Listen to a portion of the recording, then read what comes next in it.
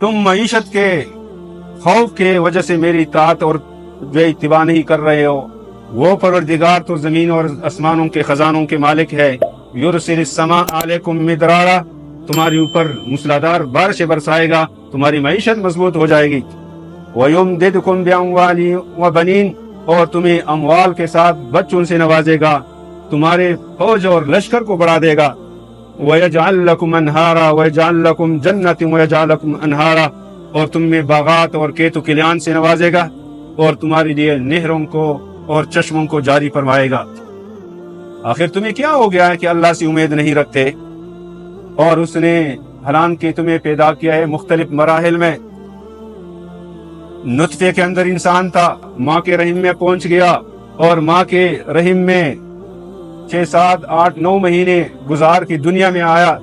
دنیا میں اس کے لیے وسائل رزق، وسائل زندگی فراہم کرتے ہوئے جوان اور مضبوط کیا، اور ان اطوار سے گزرتے ہوئے انسان اپنی ان مراحل پہ غور نہیں کرتا کہ انسان کے پاس کیا اوقات ہے۔ جب پیدا ہوتا ہے اللہ کے رحم و کرم پہ ہوتا ہے، اگر اس کے لیے وسائل آرام اور سموتھ نہ کرے تو انسان کیسے زندہ رہ سکتا ہے؟ ماں کے پیٹ میں ہے، اس کے کھانے پینے کا طریقہ کیا ہے، دنیا میں آتا ہے اس کے کھانے کا ذریعہ کس طرح تبدیل ہوتا ہے، اور ایسے کرتے کرتے اس کے وسائل کے طریقوں کو تبدیل کرتا ہے۔ یہ سارے وسائل کون فراہم کرتا ہے؟ ما لکم لا ترجون للہ وقارا، اللہ سے کیوں امید نہیں رکھتے کہ وہ تمہیں زندگی کے وسائل سے مزید نوازے؟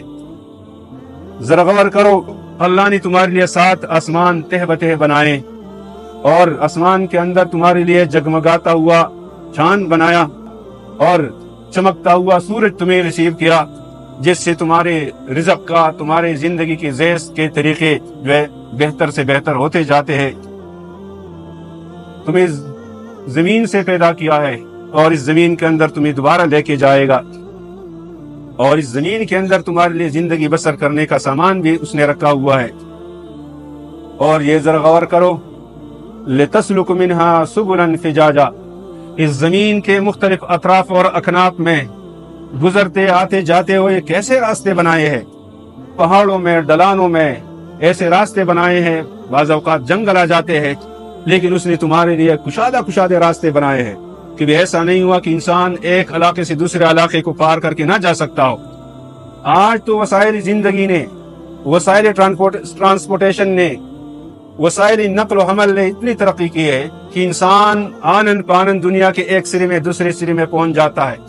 ایک آنن پانن انسان وہ ایک سرے سے دنیا کی دوسرے کونے میں کمیونیکیشن کرتا ہے اور مکالمہ کرتا ہے، حالات سے باخبری حاصل کرتا ہے۔ یہ تمام وسائل پہ غور نہیں کرتے۔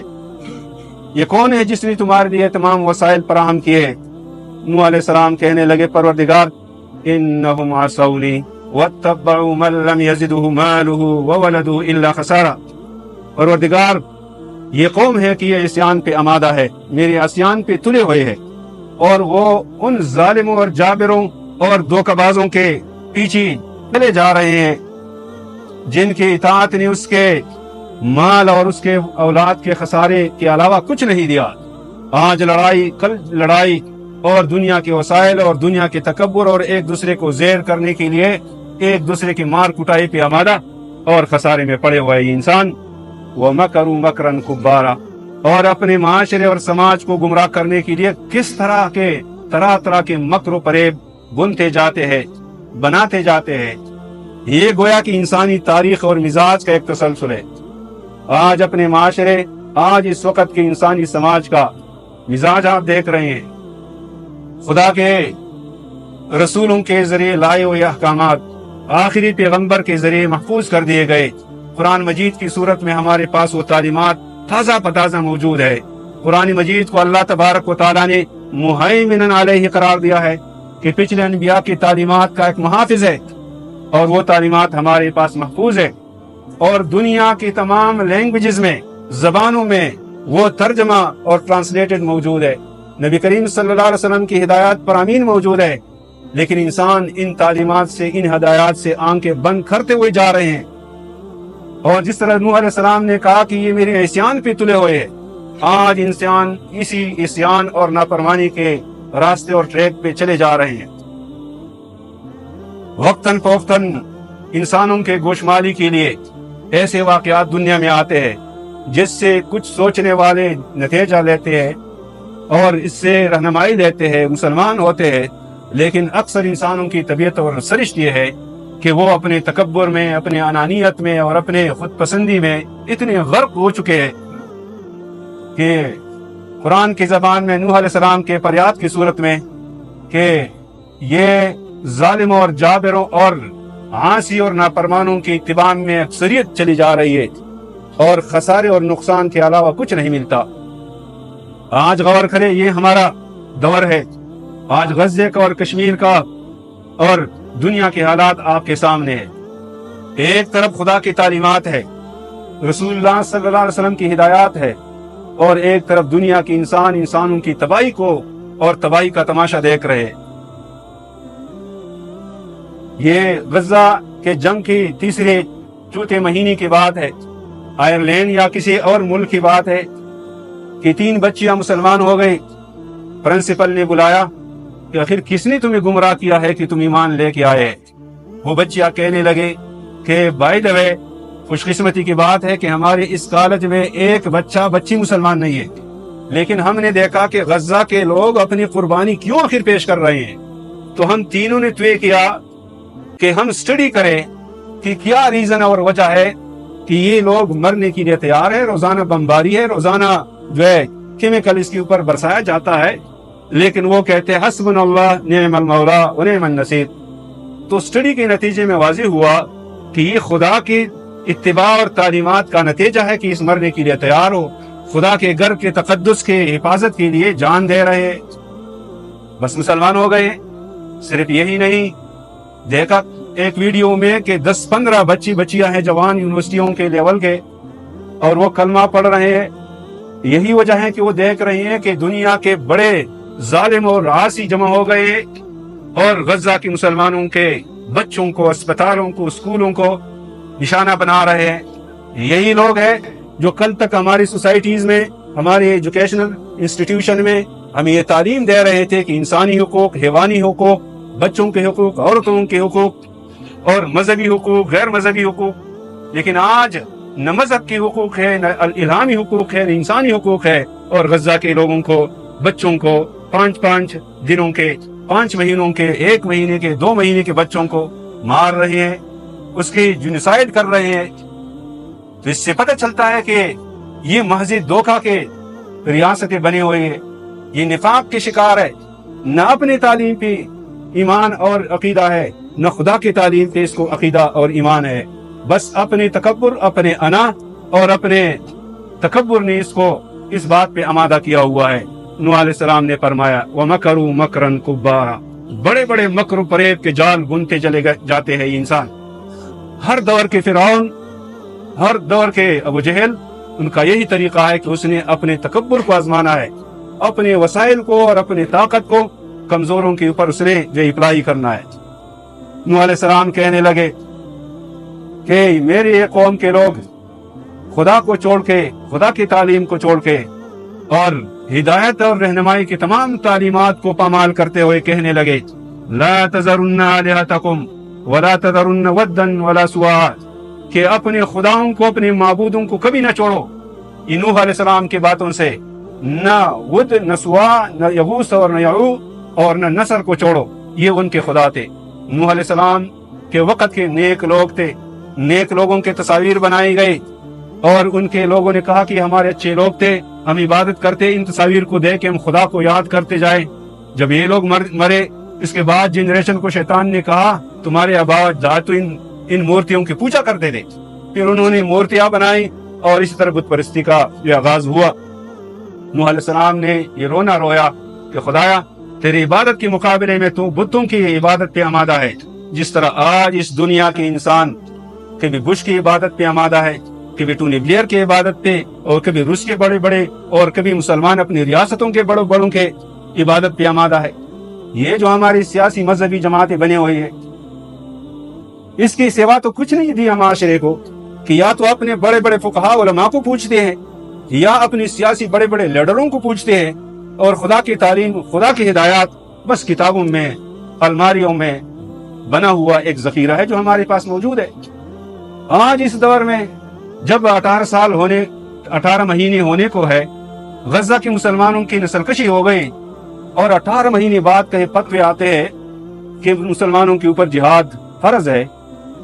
दुनियाई कुफर ने इस बात का तहिया किया हुआ है कि मुसलमानों को नहीं छोड़ेंगे, मुसलमानों की दीन और अखलाक और मजहब उसकी तालीमात को दुनिया में साइद और कायद और हुकूमत करते हुए हम नहीं देखेंगे। और हमारी रियासतों ने, हमारी रियासत के लीडरों ने ये तय किया हुआ है कि जो दुनिया के बड़े बड़े बुत, खुदा के बागी, जो इंसानों के लिए फार्मूला और निजाम लेके आए हम उसके साथ है और उसको कहते हैं तुम कदम बढ़ाओ, हम तुम्हारे साथ है।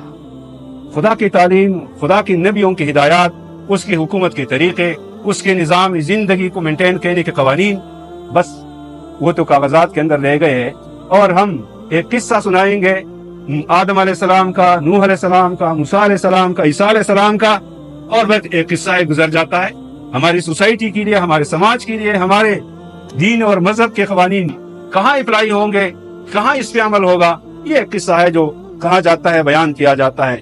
नूह अलैहिस्सलाम कहने लगे वक़द अदल्लू कसीरा, बहुत सारे लोगों को गुमराह किया, वला तज़िदिज़ ज़ालिमीन इल्ला ज़लाला, और ये जालिम गुमराही में इजाफा करते जा रहे हैं। कोई नेक और नेकी परवान चढ़ाने के लिए कोई मौका फराहम नहीं हो रहा। मिम्मा खतीआतिहिम उग़रिक़ू फ़उदख़िलू नारा, तो पैमाना लबरेज हो गया। सोसाइटी में नेक अनासिर, नेक लोग कम हो गए और जालिम और गुमराहों की पैरवी होने लगी। तो नूह अलैहिस्सलाम ने कहा खुदाया, उन्होंने तो जो उसके बच्चे पैदा होते हैं वो गुमराही का एक सिलसिला है, एक पैदावार है, जो दीन का, अखलाक का और माशरे की इस्लाह की कोई सूरत इसमें नजर नहीं आती। तो अल्लाह तबारक व तआला ने इसको दमादम मस्त कलंदर कर दिया। मिम्मा खतीआतिहिम उग़रिक़ू, अपने गुनाहों के पादाश में गर्क हो गए, सैलाब आ गया और सारे बह गए। यहाँ तक कि नूह अलैहिस्सलाम का अपना बेटा भी इसमें गर्क हो गया। गुमराही पर चलने वालों के लिए रिश्तेदार क्यों ना हो, कोई बचने का कोई रास्ता नहीं है, कोई रिश्तेदारी का कोई वास्ता उसको कारगर नहीं हो सकता। और फरमाया फ़उदख़िलू नारा, यहाँ तबाह हो गए और यहाँ जहन्नम में दाखिल कर दिए गए। रसूलुल्लाह सल्लल्लाहु अलैहि वसल्लम ने फरमाया मन मात फ़क़द क़ाम क़यामतुहु, जो मर गया उसका क़यामत बर्पा हो गया। अब मरने के लिए तैयारी, मरने के लिए सोचने और फिक्र करने का मुकाम है कि माशरे किस तरह तबाही से दो चार हो जाते हैं, लोग किस तरह गुमराही की शिकार हो जाते हैं, एक दूसरे को बर्दाश्त करते करते फिरौन बनाते हैं। और फिरौन एक रोज में नहीं बनता, बल्कि आहिस्ता आहिस्ता लोग इसको मानते हैं, इसके पीछे चलते हैं और फिर फिरौन बनता है। नबी सल्लल्लाहु अलैहि वसल्लम ने फरमाया कि मेरे इस दौर का फिरौन अबू जहल है। वो काम जो फिरौन ने किया अबू जहल कर रहा है, और इस दौर का भी एक अबू जहल, एक फिरौन होता है जो लोगों को दीन से निकाल के गुमराही के रास्ते पे चलाते हैं, अफलातून के फलसफे बताते हैं, कुरान और दीन की सीधा सीधा सादा तालीमात को छोड़ के लोगों को पता नहीं क्या क्या फलसफे पढ़ाते हैं। नूह अलैहिस्सलाम ने फरमाया रब्बे ला तदर अलल अर्द मिनल काफिरीन दयारा, खुदाया इन लोगों में से जमीन के ऊपर किसी बस्ती को न छोड़ना। ये बदमाशों का, ये गुंडों का एक माशरा बन गया है। इन्नका इन तदरहुम, अगर आपने इसको छोड़ दिया, युदिल्लु इबादका, तो आपने आपके बंदों को गुमराह करते जा रहे। वला यलिदु इल्ला फाजिरन कफ्फारा, और ये काफिर और फाजिर जनते जा रहे, पैदा कर रहे हैं, उसके जत्थे को बढ़ा रहे। और कहने लगे खुदाया मुझे बख्श दे और मेरे वालिदैन को, और जो हमारे इस घर में, इस फैमिली में, इस राह हिदायत के लोगों में शामिल हो जाए, मोमिन मर्द हो औरत हो, अल्लाह उनको बख्श दे। वला तज़िदिज़ ज़ालिमीन इल्ला तबारा, और जालिमों के लिए तबाही कर दे।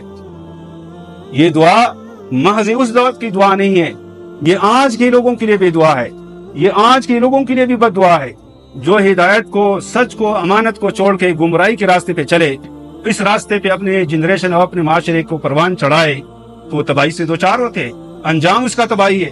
अल्लाह तबारक व तआला से दुआ है कि हमें इस कुरान जो एक रोशन मीनार है, रोशन तालीमात है, नबी करीम सल्लल्लाहु अलैहि वसल्लम ने हमारे दरमियान सही सलामत छोड़ के चले गए हैं, साहब किराम ने हमें पहुंचाया है, और आगे पहुंचाने के लिए हमारी जिम्मेदारी है, आपकी जिम्मेदारी है کہ یہ تعلیمات اپنے گھروں میں، اپنے معاشرے میں، اپنے بچوں کو پڑھا کے اس کو نیک رہنے دیا جائے، بصورت دیگر تباہی سے ان دعاؤں کی روشنی میں کوئی نہیں بچ سکتا۔ آج کا معاشرہ، آج کا جنریشن، آج کا نوجوان بس انہی جو نوح علیہ السلام نے کہا وہ مکروا مکرا کبارا، مکر و فریب کے شکار ہوتے جا رہے ہیں۔ کیا کیا پڑھایا جاتا ہے ان کو؟ ایک طرف امریکہ کے خلاف نعرے اور کہتے ہیں ہم کوئی غلام نہیں ہے، لیکن جب اپنا جلسہ جلوس ہو تو امریکہ کا جھنڈا تامے ہوئے ہیں۔ کس راستے پہ چڑھے ہوئے ہیں؟ کس کی تعلیم ہے؟ کس کے اخلاق کو پروان چڑھایا جا رہا ہے؟ اللہ تبارک و تعالی ہمارے اس معاشرے پہ رحم کرے، اور اللہ تبارک و تعالی ہمیں پیغمبروں کی تعلیمات پر چلنے کی توفیق نصیب فرمائے، سنت ادا کرے۔